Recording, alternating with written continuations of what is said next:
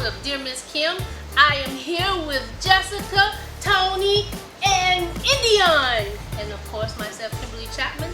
And we're going to see what they got to ask for me today. Let's see what's going on. So this is in honor of Women's History Month. Happy Women's History Month. Yes. See, our bodies have been a topic of conversation for a long time, right? Even after we all gone. Seriously, yeah.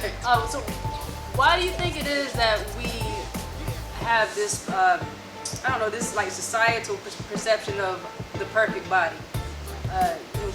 What do you think contributes to us always judging ourselves and our bodies and how we look? I don't know, like what's the answer to that?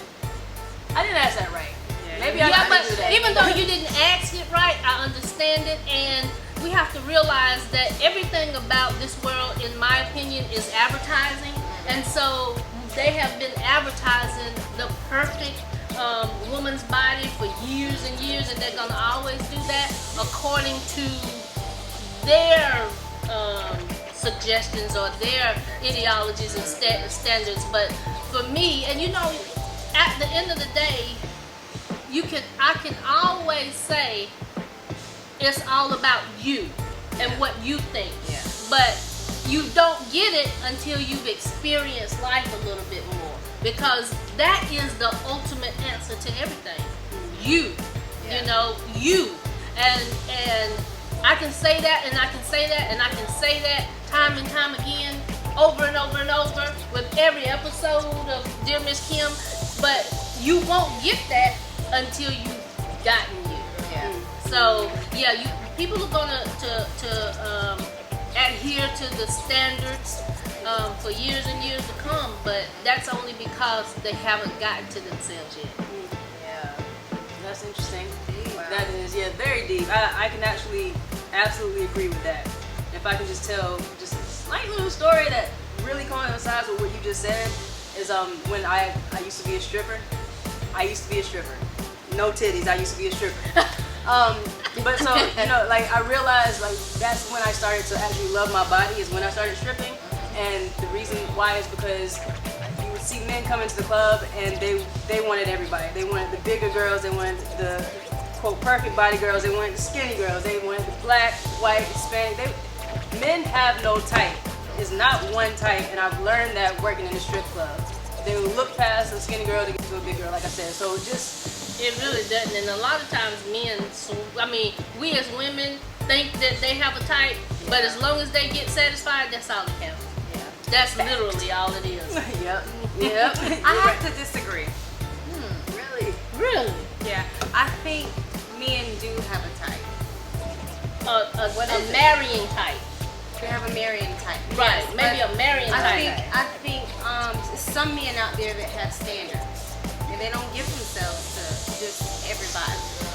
So you're talking about body-wise.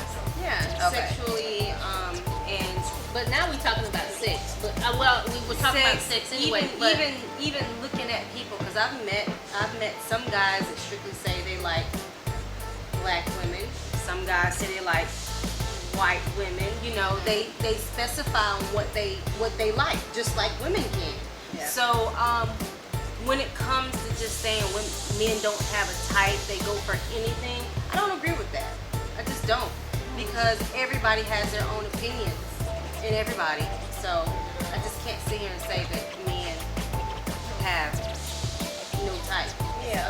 Well, I think what Indian was getting into is more so of they like it. They may say they have a type and they try to go after that type, but in the back of their mind, they love that thick girl over there, even though they're saying, oh, I only date the skinny white girl. But then when that black girl, thick with the body come along, ooh, I kind of like that, but no, that ain't my type. So I think that might be what. I don't see that. No? I don't see that Yeah, either. it happens. It definitely happens, Tony Pop. when It does. but working in the club, guys that rock Confederate flags on their trucks. I don't think that that's necessarily saying that's a type, because you can look at something and lust. You can look at someone and lust and say, "Oh, I see that person." I think it's more so a person looking and saying, "I see you," Okay. and then saying, that's different for me, but that person is pulling me in. Yeah. You get what I'm I get saying? what you're saying. So it's about how your spirit connects to that other person's spirit. So like, I don't think it's a type. Yeah. So It ain't a type, but I that thought all you goes said out you the think window. it's a type. Like everybody's got a type. Everybody's got a type. But what happens to a man when he just gets an urge? No. Well, if you get an urge, you have to deal with it. Right. And so Yeah. whatever's there is what he'll. Not necessarily. Not necessarily. necessarily. Everything. Not necessarily, And I just like agree the with type. everything that you're saying. But when you're in a I'm taking up for the men. Men, y'all got a type.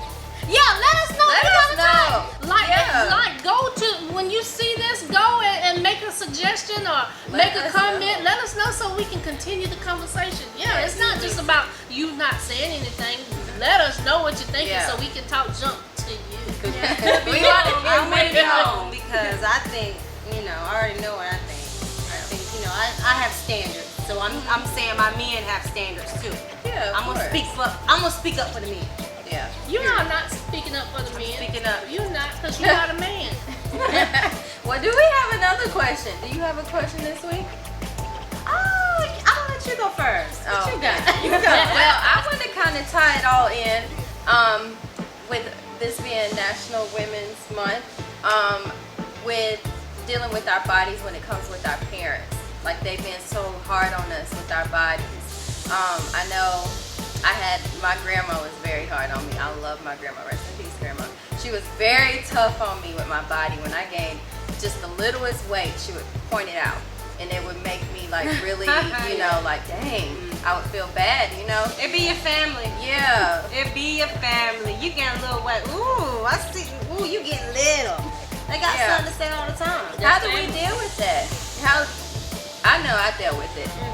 What should we tell the people? How do we give them advice on that? Ignore it. And here we go again.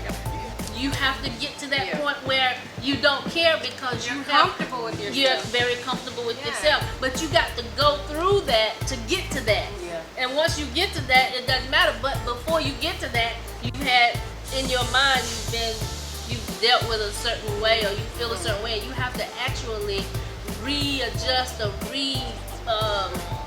let me see, how do I want to say this?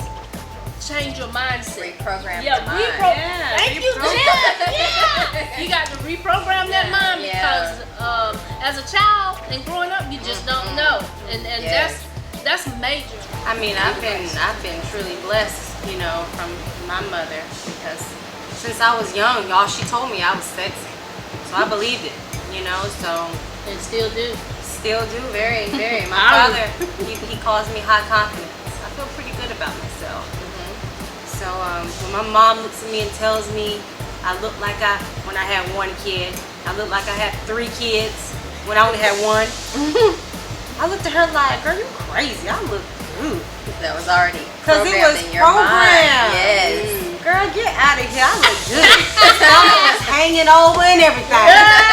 She tell me nothing. No, and you still can't love tell. that You though. cannot I tell. Yeah. love that. And I she love was that. well, I got a lot of backlash from my family because when she was like 1 and growing up, I used to say, "Girl, you so sexy. Look at that sexy little girl." And I do my grandkids like that too. Yes. I'm like, "You so beautiful. Look at them hot legs." Like I totally believe all of that, and I tell Sophia, "Oh, Sophia, you just so beautiful. You the most beautiful girl in the Her world." granddaughter. My granddaughter. I said that, didn't my daughter? Daughter. That's her baby. Yeah, that's my little baby. I love that because now it's hard to tell Tony she's not No. that, Yeah. Now for me, someone that was brought up that didn't get that, now I'm having to program my brain to say you are beautiful. Yeah. You are sexy. So I think if someone got it at a young age, Oh, yeah. And it's also it'd be important to easier. hear from your father. Yes. Your father has to reinsure it. You hear your mom say it to you, but your father has to say, I'm co-signing with mom. That's important too. It is. Because now no man can come up to you and say anything to you. Yes. Because your daddy already said, hey, you hot shit, So, It's very important. okay. Well, this is another wonderful. I'm not. She got one more question. We tuned person from New York, was posting on your our views. Let's start that over. Can we start that over? Yeah, let's keep going. We can cut it. Someone from New York commented on our post and had a question for you. What? They want to know, how do you handle your business, your children, your grandchildren, and still manage having time to stroke your husband's tube steak?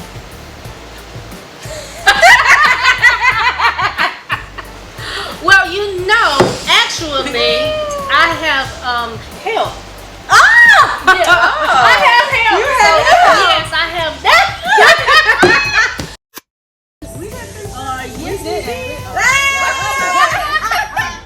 To be continued. To be continued. Let us know what you think, what kind of information you have, or whatever. Let dear Miss Kim know. Yeah. Let us know. We are here for you.